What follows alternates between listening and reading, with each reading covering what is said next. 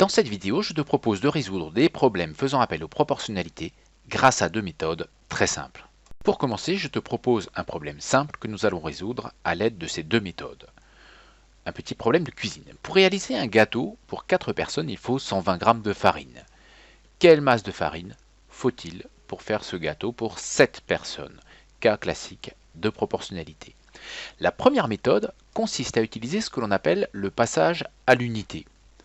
Pour cela, nous allons passer par le calcul de la masse de farine nécessaire pour une personne. Donc simplifions le problème, oublions pour l'instant les 7 personnes, vous comprendrez dans quelques secondes pourquoi nous sommes passés par cette case une personne.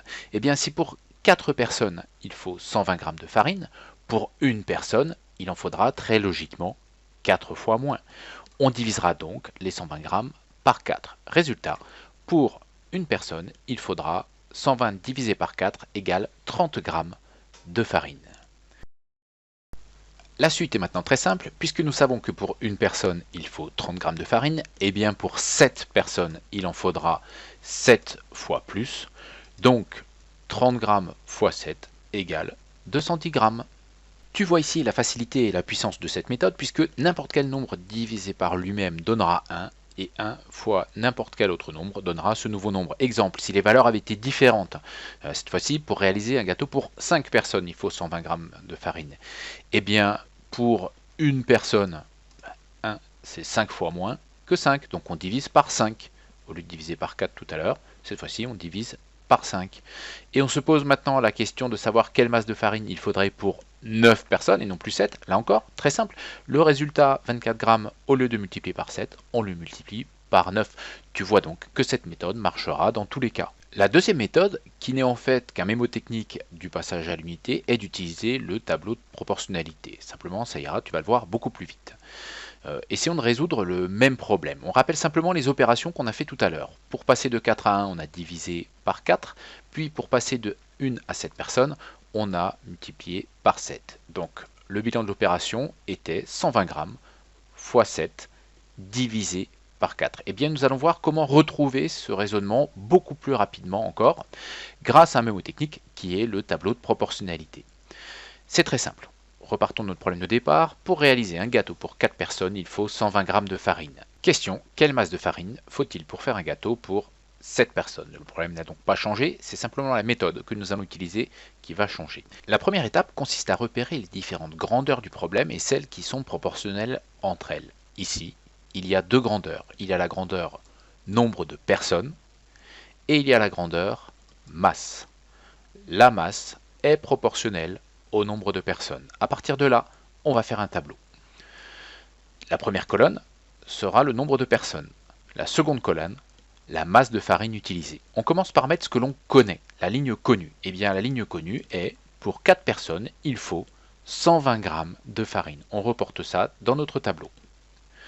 Ensuite, il faut compléter le tableau avec ce que l'on cherche et pour combien de personnes on le cherche. Eh bien, que sait-on? On cherche la masse de farine, donc on va mettre un point d'interrogation dans la case masse de farine pour 7 personnes. Donc dans le nombre de personnes, on va mettre 7. Et ensuite, c'est un simple calcul, il faut retenir la méthode.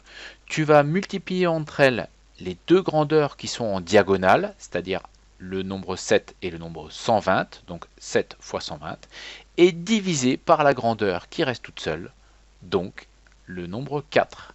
La masse de farine pour 7 personnes est donc égale à 7 fois 120 divisé par 4 égale 210 g.